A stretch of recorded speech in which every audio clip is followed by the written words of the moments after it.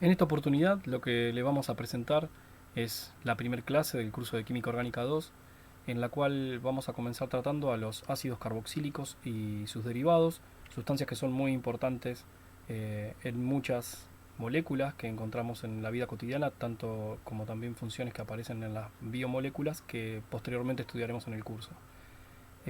Como podrán ver en imagen hay distintos productos, o en este caso una hormiga, un insecto. Eh, Esto es debido a que, como les indiqué, los ácidos carboxílicos y derivados de estos están presentes en muchos de estos. Por ejemplo, lo que tienen imagen aquí es el vinagre.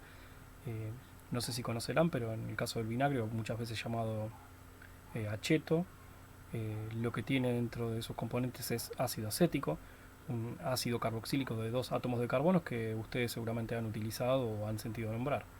En el caso de los insectos como las hormigas, eh, ese ardor que nosotros sentimos cuando nos pica eh, es que cuando hace esto el insecto lo que nos inyecta es un poco de ácido fórmico. El ácido fórmico es el ácido metanoico, un ácido de un solo átomo de carbono, y eso es lo que nos provoca la sensación de ardor. Pero también podemos ver otro tipo de productos, como puede ser ya sea ácido caprílico o que tenemos aquí, que es el acetil salicílico. En el caso del ácido caprílico es un ácido de 8 átomos de carbono, su nombre IUPAC sería octanoico, ácido octanoico, eh, el cual se utiliza como suplemento, complemento o para el tratamiento de algunos problemas que traen algunos hongos, como el cándida, así que se utiliza como antifúngico, pero también naturalmente se encuentra, por ejemplo, en la leche materna o en el aceite de coco. En el caso del ácido acetilsalicílico, todos conocemos sus características, ¿sí?, de tipo antipirético o analgésico. Eh, en todos casos de estas estructuras tenemos moléculas diferentes que podemos ver y graficar. En el caso del ácido acético,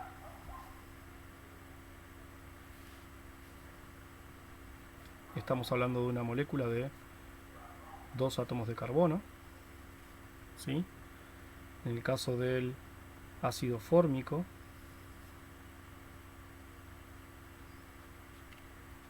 estamos hablando de una molécula de un solo átomo de carbono. También nombramos el ácido caprílico,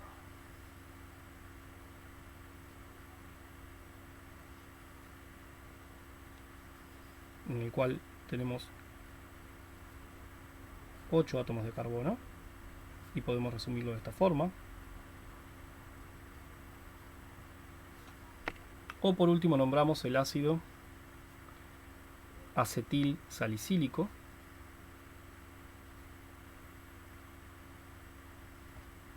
en el cual estamos en presencia de un derivado de un ácido aromático. Ustedes conocerán por ahí la estructura del ácido benzoico, en el cual, como derivado de un fenol, aparece un grupo acetilado en este punto, ¿sí?, donde tenemos la formación del ácido acetil salicílico. En definitiva, todas estas moléculas que tienen en común, lo que tienen en común es el grupo en cuestión que trataremos hoy, que es la función carboxílico, ácido carboxílico, ¿sí? Pero también, por el caso del ácido acetilsalicílico, podemos ver otro tipo de función, como puede ser en este caso una función éster, que está aquí, que es un derivado de este tipo de estructura. Entonces, como verán, más allá de empezar a completar las funciones químicas que ya venían trabajando y que seguramente ustedes conocen, la de los ácidos carboxílicos, en esta clase profundizaremos en el conocimiento de este tipo de estructura, en sus propiedades, cómo se obtienen y cómo pueden ser convertidos en distintos tipos de derivados y las características que estos tienen. Continuando con el tratamiento del tema, como les dije, tenemos nuestra función de ácido carboxílico, básicamente un grupo carbonilo que tiene unido un grupo oxidrilo, sí o sí estará en una posición final dentro de la estructura de la molécula, es lo que constituye el grupo ácido carboxílico, donde este R puede ser alifático o aromático, ¿no? Aromático, por ejemplo, un anillo de benceno en un ácido benzoico. Pero también podemos llegar a lograr el cambio de este grupo oxidrilo por otro tipo de átomo o conjuntos de átomos, obteniendo derivados. Y esos derivados son el cloruro de acilo, una familia de compuestos que ustedes habrán utilizado en la acilación de Friedel y Kraft. Podemos tener anhídridos, ¿sí? El nombre proviene de que si ustedes tienen dos ácidos y hacen la pérdida de agua, logran la condensación, o sea, formar una tercera molécula perdiendo una molécula más pequeña que es agua, obteniendo un anhídrido.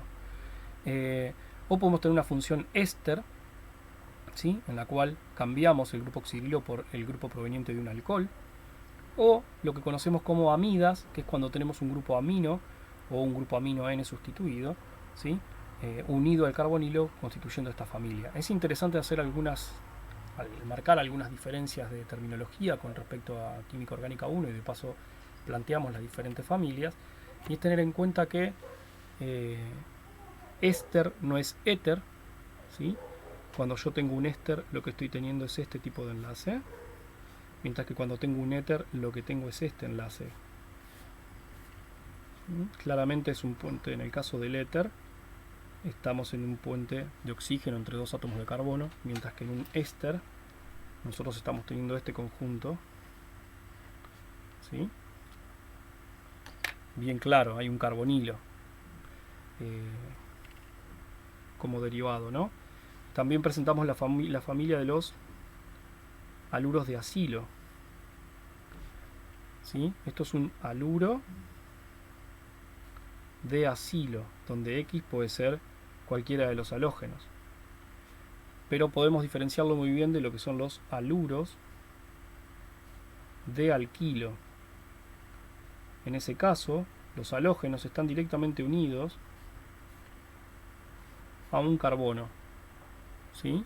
También podríamos tener sistemas aromáticos y tener aluros de tipo aromáticos, ¿sí? Serían aluros de arilo, ¿sí? En este caso, de alquilo en este caso.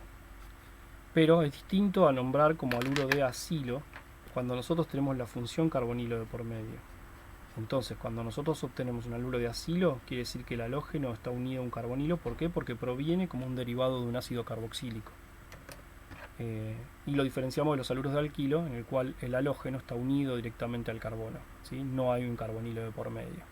Y lo mismo podemos llegar a diferenciar con lo que son las amidas,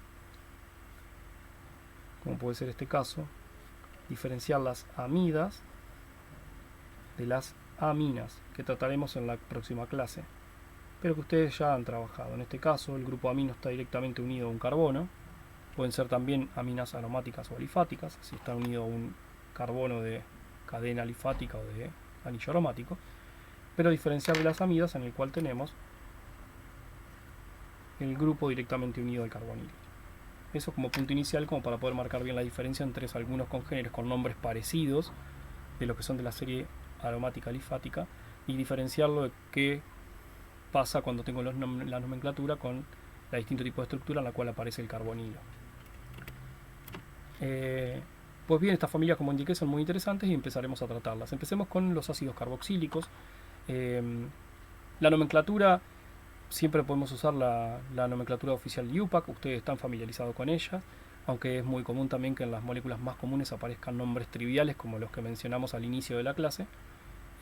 Pero principalmente, ¿en qué se basa la nomenclatura? Bueno, anteponer la palabra ácido a un término, a una palabra, digamos, ¿no? Que estará conformada por un prefijo que indicará el número de átomos de carbono y finalizará, sacaremos la letra O de la terminación del alcano, ¿no? De la palabra alcano, que indica el número de átomos de carbono, cambiándola por la terminación de la palabra oico. Ejemplos diversos pueden ser, ya hemos nombrado algunos, pero por ejemplo, en los casos que mencionamos recién, tienen el ácido fórmico como nombre trivial aceptado por IUPAC, pero que refiere también a un nombre sistemático que refiere a metanoico. ¿Por qué? Porque viene de metano, que tiene un solo átomo de carbono. Anteponemos la palabra ácido y cambiamos la O por oico para indicar que es de un ácido carboxílico. Así también podemos presentar el etanoico, que es el ácido acético, propanoico, que es el propiónico, el butanoico, que es el ácido butírico, y así podemos seguir con distintos nombres triviales, como fue hoy también el octanoico, que es el caprílico. Podrán ver que existen moléculas de tipo disfuncionales, como el etanodioico en este caso, ¿sí? Que verán que son dos grupos carboxílicos unidos entre sí. En este caso estamos hablando del ácido oxálico, también muy utilizado. Pero bueno, después pueden seguir otro tipo de ejemplos con nombres triviales cada uno. Recuerden que la función ácido carboxílico es la más importante para la química desde el punto de vista de la nomenclatura, así que cualquier molécula polifuncional se nombrará como, intentará poner todos los sustituyentes en esta parte del nombre y será un ácido de tipo carboxílico. Tendrá la palabra ácido antepuesta a todo lo que describa la estructura del compuesto y terminará como oico. En cuanto a las propiedades físicas, estas moléculas son líquidos solubles en agua. O sea, ustedes, si remiten a las propiedades físicas de las moléculas en química orgánica, recordarán los hidrocarburos y pueden recordar que para poco número de átomos de carbono, generalmente entre 1 y 4 átomos de carbono son gases, basta el butano. Del pentano para arriba ya empiezan a ser líquidos. Los primeros son más volátiles que otros y después ya empiezan a ser sólido tipo grasiento. Pues aquí generalmente en los de poco número de átomos de carbono ya son líquidos, y después ya para carbono superior, número de átomos de carbono superior a 10, estamos hablando de sólidos tipo pastoso, ¿no? ¿A qué se debe esto? Bueno, ustedes tienen que recordar que las propiedades físicas de las moléculas dependen en definitiva de su estructura. Entonces, el hecho de que sean líquidos a temperatura ambiente está hablando de una muy buena interacción entre estas moléculas, ¿sí? Lo que hace que se mantengan unidas entre sí y se necesite más energía para pasar a la fase gaseosa. ¿Qué diferencia hay entre lo que son los alcanos y los ácidos carboxílicos que permita este tipo de características? Pues ustedes tienen la presencia, ¿sí? Si yo tomo el metano, por ejemplo, tengo esta molécula que simplemente tendrá fuerzas de Van der Waals, interacción entre moléculas similares que la mantiene cohesionada, por eso es un gas a temperatura ambiente. Pero cuando ustedes tienen un ácido carboxílico, como puede ser el análogo de este, el metanoico, lo que ustedes tienen es la aparición de enlaces carbono con oxígeno, que son polares, donde tienen una densidad positiva en este sector y una densidad negativa en los oxígenos, ¿sí? Por lo tanto, estas moléculas pasan a ser de tipo polar, hay un momento dipolar que las representa, ¿sí? Un momento dipolar distinto de cero. Por lo tanto, estas moléculas tienen entre sí, ¿sí? Para mantenerse unidas, interacciones dipolo-dipolo. ¿Sí? Recuerden que un momento dipolar va desde el sector de densidad positiva al sector de densidad negativa, es un vector, ¿sí? Y la otra molécula, ¿cómo se orientará? Bueno, se orientará de forma inversa, tratando de dejar la densidad positiva orientada con la densidad negativa para interaccionar. Entonces, moléculas de estas características, que son polares, tienen interacciones entre sí de tipo dipolo-dipolo. Pero además, no pierdan de vista este grupo oxidrilo que está aquí, en el cual hay un átomo de hidrógeno unido a un átomo más electronegativo. Y esto lo que nos da la posibilidad de hacer puentes de hidrógeno, ¿sí? En el caso de los ácidos carboxílicos tenemos un grupo que puede ser donor del hidrógeno para el puente y un grupo que puede ser aceptor para el puente de hidrógeno, ¿sí? Por lo tanto, se da una red de interacción entre esos grupos con los oxígenos que forman el carbonilo de otra molécula.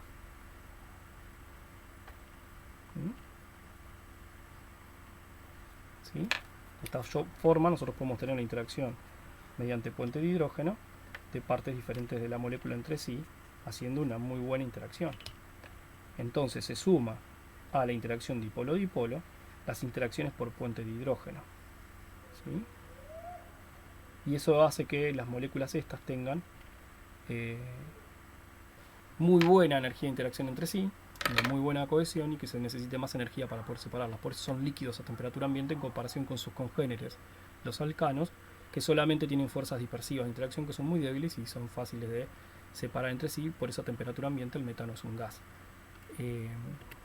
Eso explica el estado de agregación, ¿no?, de este tipo de moléculas. Y esos puentes de hidrógenos explican la gran interacción. En cuanto a la solubilidad en agua, que es esta propiedad que está indicada aquí, también tiene que estar relacionada con la presencia de estos grupos oxidrilos que están aquí y la presencia de oxígeno, en la cual el agua entonces puede interaccionar muy bien, ¿sí?, dándole, por ejemplo, hidrógeno que haga puente de hidrógeno con el oxígeno del carbonilo, y también siendo aceptor de hidrógeno con el oxígeno de la propia agua, ¿no?, rodeando la molécula. ¿Qué sucede cuando esta cadena carbonada es muy larga? El agua no puede hacer ningún tipo de efecto de solvatación sobre esa cadena, por eso los ácidos carboxílicos de alto número de átomos de carbono son insolubles en agua, por más que tengan este grupo presente en un extremo.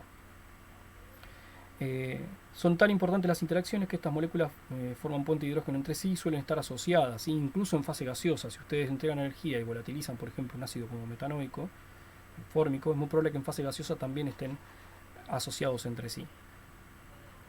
En cuanto a la estructura, principalmente el grupo funcional tiene un grupo carbonilo, ¿sí?, sobre el cual se unen ya sea hidrógeno o una cadena carbonada o anillo, y el grupo oxidrilo.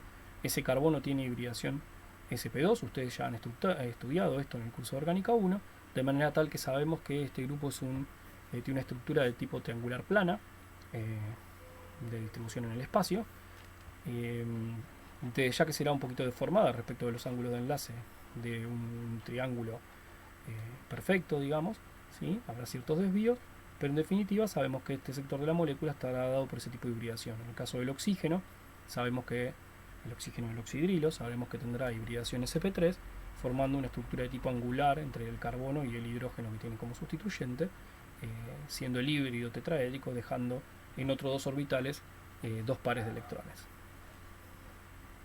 Pero esta es toda información que ustedes pueden correlacionar, en definitiva, con los contenidos que han estudiado en el curso previo. En cuanto a la caracterización espectroscópica, que por ahí se van a encontrar en algunos ejercicios, después podemos ahondar en esto en otra sección, es interesante ver la caracterización de estos grupos por infrarrojo, en lo cual veremos que aparecerá la banda de estiramiento de este grupo oxidrilo en esta parte de aquí, que es esta gran banda que aparece acá, ¿sí? La frecuencia de estiramiento de ese grupo hace un cambio del momento dipolar, que es posible de ver aproximadamente entre 2400 y 3400, ¿sí? Pero también aparece la banda del carbonilo típico, que también estará en todos los compuestos carbonílicos, que también es el estiramiento carbono-oxígeno del grupo carbonilo, en aproximadamente 1700, y también aparece una banda de tensión de carbono-oxígeno, que es la que vendrá dada por este de aquí, del enlace simple, en 1200. Aparecen otro tipo de grupos ya más complejos, que son de flexión. Cuando aparecen movimientos de más de 2 átomos, 3, aparecen otro tipo de movimientos de flexión. En este caso, la banda típica para los ácidos carboxílicos aparece aproximadamente a 935 centímetros la menos 1. Por otra parte, uno también puede caracterizar para esta molécula, en este caso están teniendo un espectro de ARMN protón, en el cual pueden ver claramente que va a haber dos señales, las de estos hidrógenos que son magnéticamente equivalentes, que pertenecen al metilo, ¿sí?, que estarán más protegidos que el hidrógeno que pertenece al grupo oxidrilo, ¿sí?, muy cercano a un carbonilo, que será el que aparece aquí por aquí encima, ¿sí? Dependiendo del solvente puede ser observado o no, dependiendo del intercambio protónico con el medio. Pero en definitiva tienen un grupo metilo aproximadamente que aparecen dos, con una sola señal de integración 3, sin estar, no tiene, digamos, multiplicidad, dado que no tiene ningún hidrógeno en el carbono vecino, ¿sí? Aparecen todos los dos como singuletes por no tener vecinos. Y ustedes pueden estudiar también su caracterización espectroscópica mediante espectro de masa, en este caso el ion molecular para el ácido que estamos estudiando, que es el acético, ¿sí? El ion molecular tendrá peso molecular de 60, que es el peso molecular típico, y pueden llegar a estos dos picos, ya sea de 43 o 45, mediante pérdidas, si hacen las cuentas, de 15 o 17, dependiendo del grupo que pierden, si es el grupo metilo o el grupo oxidrilo. Esto después podemos tratarlo en clase más detalladamente, pero los invito a repasar los conceptos relacionados con estas espectroscopías trabajados en Orgánica 1. Acá tienen una especificación de las estructuras que conforman, por lo menos explicar los picos más principales, que son el ion molecular y lo que tiene que ver con el pico base de 43 y el otro principal de 45, ¿sí? Sin embargo, una de las características más importantes que tienen los ácidos carboxílicos es su acidez, ¿sí? No alcanza con decir que son ácidos porque se llaman ácidos, ¿sí? Para explicar por qué son ácidos debemos entender qué hace que estas moléculas dentro de la química orgánica sean una de las que tienen mayor facilidad para perder protón, ¿sí? Entendiendo en este caso, trabajando con esa definición básica de acidez, ¿no?, la capacidad de perder protón. En este caso lo que tenemos es una comparación entre lo que es la pérdida de un protón de un alcohol con la pérdida de un protón por parte de un ácido carboxílico, ¿sí? En lo cual estaríamos viendo la formación, en este caso en la parte de arriba, un alcóxido, y en la parte de abajo de lo que sería un carboxilato, ¿sí? En los dos casos estamos hablando de ácidos débiles, por lo tanto están en equilibrio, aunque podemos ver claramente que en el caso del ion alcóxido tenemos una representación de una flecha mucho más grande hacia izquierda, representando que es muy baja la probabilidad de que se forme el alcóxido en comparación a lo que sucede en un ácido carboxílico, donde esto es más fácil. Pueden comparar los valores de pKa, donde claramente pueden ver que el pKa del ácido carboxílico es 5, ¿sí? O sea, su constante de acidez es 10 a la menos 5, mientras que la constante de acidez del alcohol es 10 a la menos 16, quiere decir que claramente está muy desplazada hacia los reactivos, ¿sí? ¿A qué se debe esta diferencia, no? Que un grupo oxidrilo de un alcohol, donde el grupo H está unido a un R, aromático alifático, en realidad en aromático de los fenoles es más fácil esto. ¿A qué se debe esta diferencia de un oxidrilo de un alcohol respecto del oxidrilo que está unido a un grupo carbonilo? Pues lo que sucede principalmente es que si bien ambas sustancias están partiendo de un estado de energía similar, lo que hay es una mayor estabilidad del ion, ¿sí?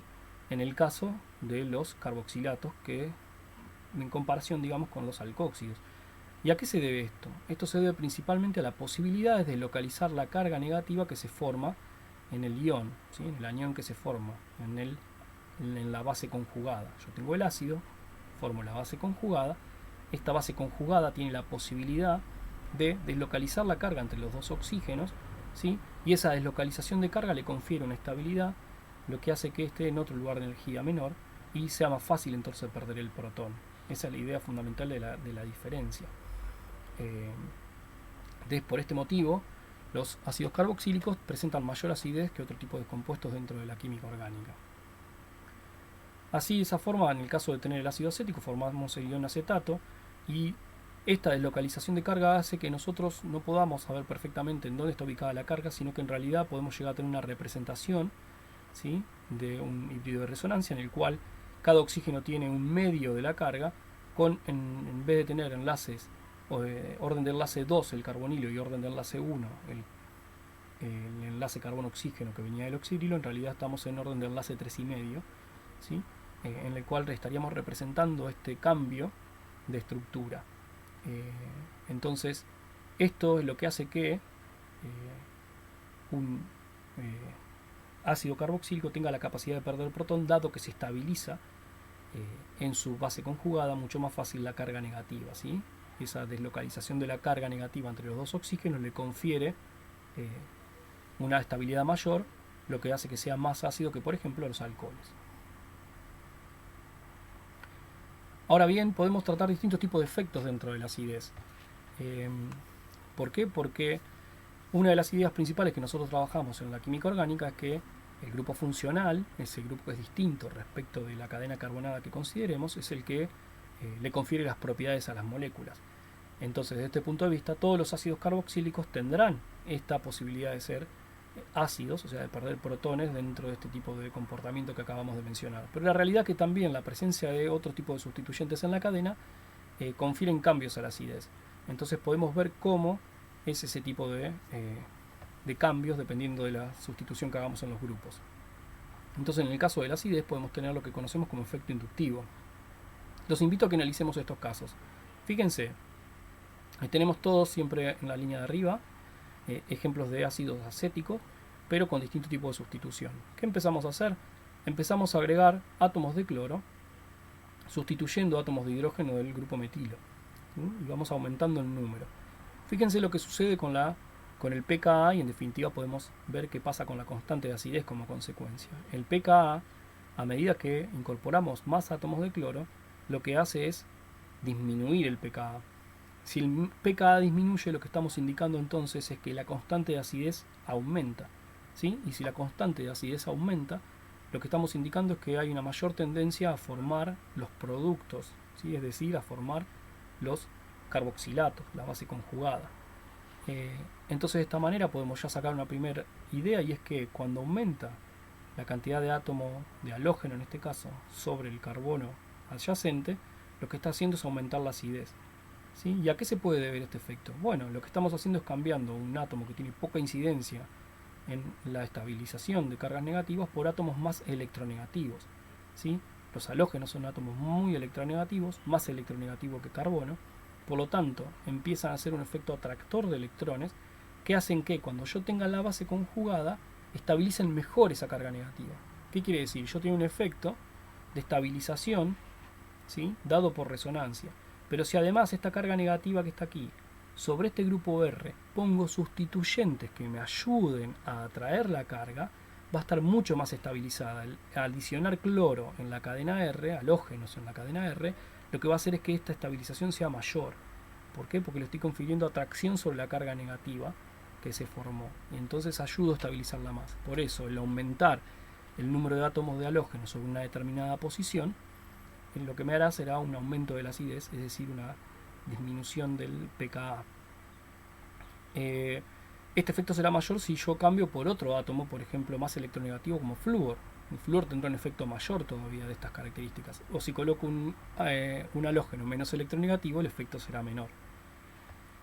Fíjense qué pasa si yo ahora trabajo con igual comparando otro tipo de cadenas, como puede ser butanoico, una cadena más larga, pero lo que hago es adicionar halógeno, pero lo voy cambiando de posición. Al principio está en posición 2, en el otro ejemplo está en posición 3 y en el otro ejemplo en posición 4 respecto al grupo carboxílico, ¿sí? 1, 2, 3 y 4.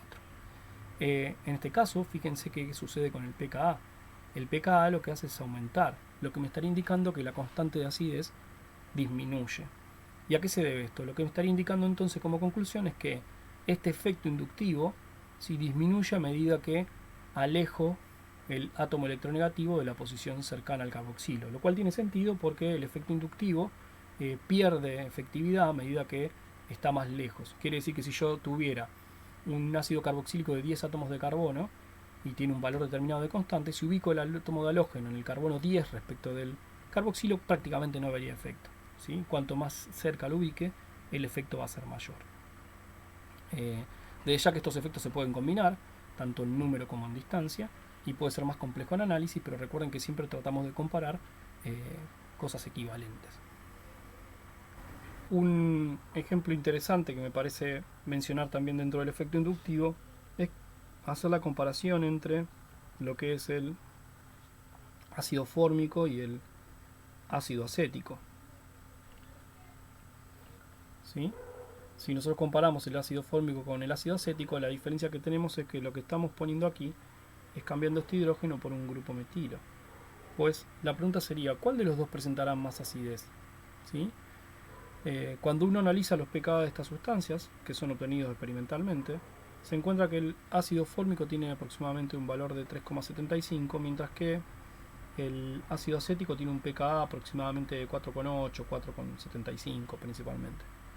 Entonces lo que uno puede ver es que cambiar el átomo de hidrógeno por un grupo metilo, ¿sí?, lo que hace es aumentar el pKa. Quiere decir que disminuye la acidez, el Ka va a ser menor, ¿sí? Estaremos hablando acá que la constante de acidez es 10 a la menos 3,75, mientras que en este caso será 10 a la menos 4,8. Tengo una constante más chica, en este caso será menos ácido.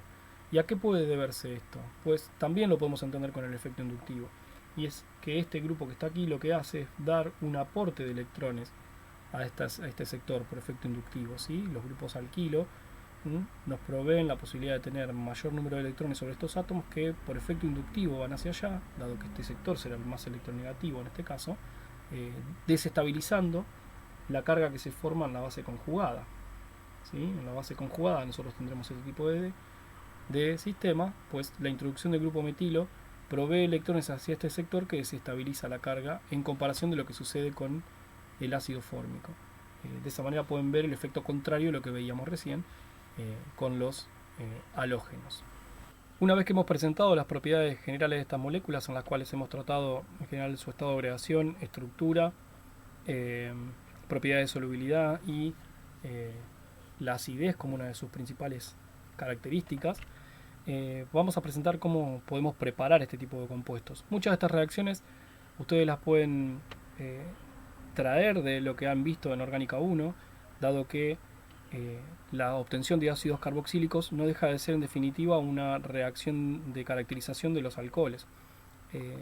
En el caso de pensar en la síntesis de los ácidos carboxílicos desde la oxidación de los alcoholes, tendrán que pensar en alcoholes primarios, que son los que se pueden oxidar este tipo de compuestos, ¿no? Alcoholes secundarios pueden ser oxidados a cetonas, mientras que alcoholes terciarios no se pueden oxidar. Pero los alcoholes primarios, empleando algún tipo de oxidante de tipo fuerte, como permanganato de potasio o dicromato de potasio en medio ácido, les da la posibilidad de obtener ácidos carboxílicos, ¿sí? En el cual lo que se modifica solamente es el carbono terminal que contiene el grupo oxidrilo, permaneciendo el resto de la cadena intacta. En el caso de la oxidación de aldehídos, en este caso también puede ser un agente oxidante. Este agente oxidante puede ser un agente oxidante cualquiera de los clásicos que hemos visto, donde también aparecen algunos otros tipos de sistemas más selectivos, como puede ser la combinación de complejos de plata, ¿sí? O conocido comúnmente como reactivo de Tollens, el cual es específicamente selectivo para este tipo de grupos. ¿Qué vamos a ver en hidratos de carbono, dado que la función aldehído aparece en este tipo de familias? También pueden llegar a utilizar para obtener ácidos carboxílicos la oxidación de la cadena lateral de lo que son los alquilbencenos. ¿Qué quiero decir con esto? Por ejemplo, si el grupo alquilo, en este caso el metilo, está unido a un anillo aromático directamente, un anillo de benceno, en ese caso tenemos el tolueno, y ustedes lo oxidan, lo que se ve en este tipo de compuestos es el clivaje, la oxidación de esta cadena lateral, en este caso, dando ácido carboxílico. Si ustedes tienen una cadena más larga, se ve el clivaje de esa cadena y la oxidación de ese grupo, ¿sí? Por lo tanto, para obtención de ácidos carboxílicos de tipo aromático, esto es uno de los métodos más utilizados. Otra forma de sintetizar este tipo de compuestos, más allá de las oxidaciones, es la hidrólisis de nitrilos. ¿Qué son los nitrilos? Bueno, es cuando un grupo cianuro, un ciano, o nitrilo propiamente dicho para nosotros, está unido a una cadena carbonada. ¿Cómo podemos lograr introducir este grupo dentro de un sistema? Bueno, ustedes han visto este tipo de reacciones como sustitución nucleofílica bimolecular, en la cual el nucleófilo, en este caso el cianuro, desplaza en un mecanismo concertado, ¿sí? En un solo paso, a eso me refiero, a un halógeno de un haluro de alquilo, dando como resultado la obtención de un nitrilo, ¿sí? Desplazando al otro nucleófilo, que es una base más débil, que sale y forma la sal con el contraión que traía el halógeno que ingresó, dando la sustitución.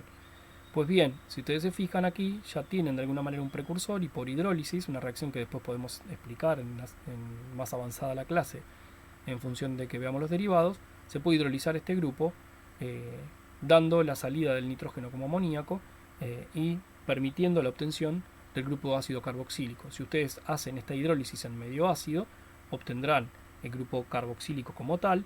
En el caso que hagan esta hidrólisis en medio alcalino, que también es posible, obtendrán el carboxilato, y para obtener el compuesto ácido como tal tendrán que acidificar el medio para lograr la protonación y obtención del ácido carboxílico como tal y no su sal.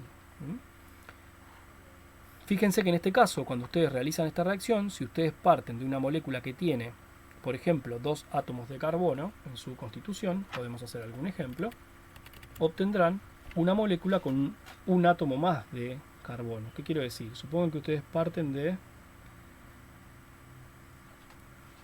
cloruro de etilo, y el cloruro de etilo es tratado con cianuro de sodio, ¿sí? Perdón, que puse carga positiva. Es tratado con cianuro de sodio.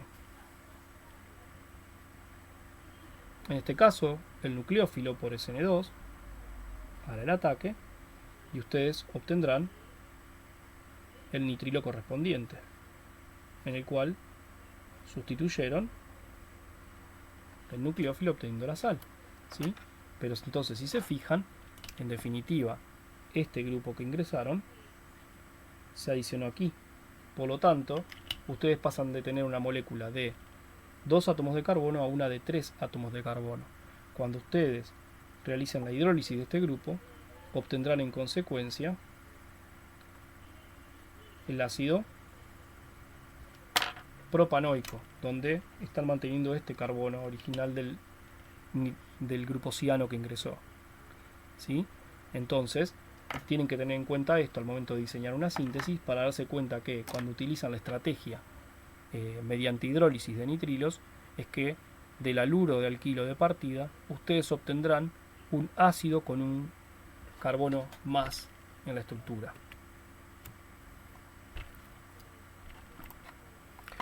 También pueden realizar la síntesis de ácidos carboxílicos empleando reactivos de Grignard.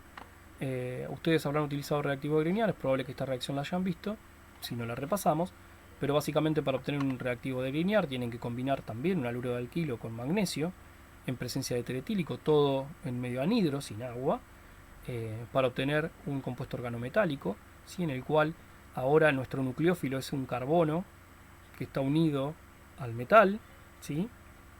Dado que el carbono es más electronegativo que el metal, él tendrá densidad negativa, podrá actuar como nucleófilo, y es lo que nosotros vamos a hacer, aprovechar esta densidad de carga negativa para que realice un ataque sobre dióxido de carbono, ¿sí?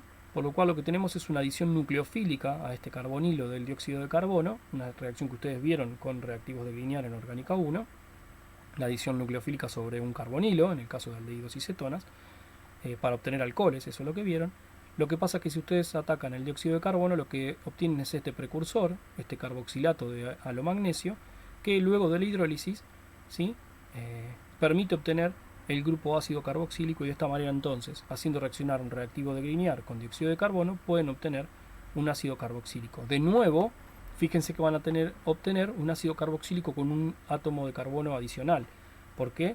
Porque a la estructura que viene del haluro de alquilo, que se traslada al reactivo de Grignard, le sumarán el carbono del dióxido de carbono, que será el que terminará formando el grupo carboxílico.